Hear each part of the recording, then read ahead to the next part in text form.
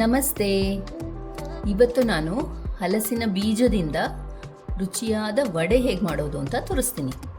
ಇದಕ್ಕೆ ಈಗ ಒಣಗಿರೋ ಹಲಸಿನ ಬೀಜ. ಮೊದಲಿಗೆ ಇದರ ಸಿಪ್ಪೆ ತಗೋಬೇಕು. ಹೀಗೆ ಕೆಲವುದ್ರದ್ದು ಸಿಪ್ಪೆ ತುಂಬ ಸುಲಭವಾಗಿ ಹೀಗೆ ಹೊರಗೆ ಬರ್ತದೆ. ಇದು ಒಣಗಿಸಿಟ್ಟಿರೋ ಬೀಜ. ಕೆಲವೊಂದ್ರದ್ದು ಈ ಥರ ಫುಲ್ ಇರುತ್ತೆ, ಒಡೆದಿರಲ್ಲ. ಇದು ಬೀಜ ತೆಗೆಯೋ ಸ್ವಲ್ಪ ಕಷ್ಟ. ಆಗ ಏನಾದರೂ ತಗೊಂಡು ಸ್ವಲ್ಪ ಈ ಥರ ಗುದ್ದಿ ಆಮೇಲೆ ಸಿಪ್ಪೆನ ತೆಕ್ಕೋಬೇಕು.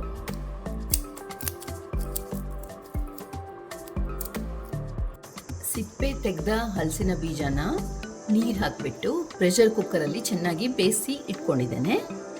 ಅದಾದಮೇಲೆ ಒಂದು ಅರ್ಧ ಚಮಚದಷ್ಟು ಓಮ, ರುಚಿಗೆ ತಕ್ಕಷ್ಟು ಉಪ್ಪು, 1 ಚಮಚ ಜೀರಿಗೆ, ಒಂದು ನೀರುಳ್ಳಿನ ಸಣ್ಣಗೆ ಹಚ್ಚಿಟ್ಕೊಂಡಿದ್ದೇನೆ, ಒಂದು 2-3 ಸ್ಪೂನ್ ಆಗೋಷ್ಟು ಅಕ್ಕಿ ಹಿಟ್ಟು, ಹಸಿಮೆಣಸು, ಶುಂಠಿಯನ್ನು ಮಿಕ್ಸಿಗೆ ಹಾಕಿಟ್ಕೊಂಡಿದ್ದೇನೆ, ಕೊತ್ತಂಬರಿ ಸೊಪ್ಪು, ಕರಿಬೇವು ಇದನ್ನು ಸಣ್ಣಗೆ ಹಚ್ಚಿಟ್ಕೊಂಡಿದ್ದೇನೆ.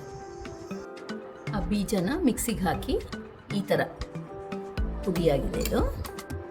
ಇದನ್ನೊಂದು ಬೌಲಿಗೆ ಹಾಕುತ್ತಾ ಇದ್ದೇನೆ. ಅದಾದಮೇಲೆ ಓಮ, ಜೀರಿಗೆ, ಉಪ್ಪು, ಆಮೇಲೆ ಕರಿಬೇವು, ಕೊತ್ತಂಬರಿ ಸೊಪ್ಪು. ನೀವು ಹಸಿಮೆಣಸು, ಶುಂಠಿನ ಈ ಬೀಜನ ಹರ್ಕೋಬೇಕಾದ್ರೆ ಆವಾಗಲೂ ಸೇರಿಸ್ಕೋಬೋದು. ನಾನು ಸಪ್ರೇಟಾಗಿ ಸೇರಿಸಿ ಆಮೇಲೆ ಈಗ ಸೇರಿಸ್ಕೊತಾ ಇದ್ದೇನೆ ಅಷ್ಟೇ.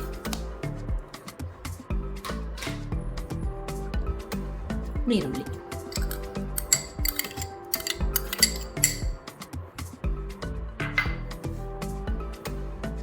ಅಕ್ಕಿ ಹಿಟ್ಟು ನೋಡ್ಕೊಂಡು ಸೇರಿಸ್ಕೊಳ್ಳೋಣ. ಈಗ ಇದನ್ನೆಲ್ಲ ಚೆನ್ನಾಗಿ ಕಲಿಸ್ಕೋಬೇಕು. ಈಗ ಇದನ್ನೆಲ್ಲ ಚೆನ್ನಾಗಿ ಮಿಕ್ಸ್ ಮಾಡಿಟ್ಕೊಂಡಿದ್ದೇನೆ. ಇನ್ನು ಇದಕ್ಕೆ ಶೇಪ್ ಕೊಡಬೇಕು, ವಡೆಯ ಶೇಪ್.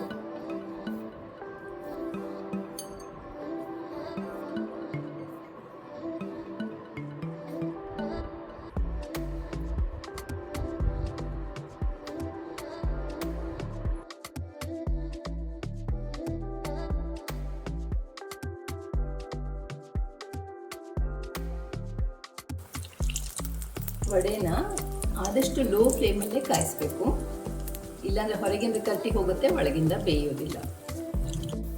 ಒಳ್ಳೆ ಕಂದು ಕಲರ್ ಬಂದಿದೆ. ಇಷ್ಟಾದರೆ ಸರಿ, ತೆಕ್ಕೋಬೋದು.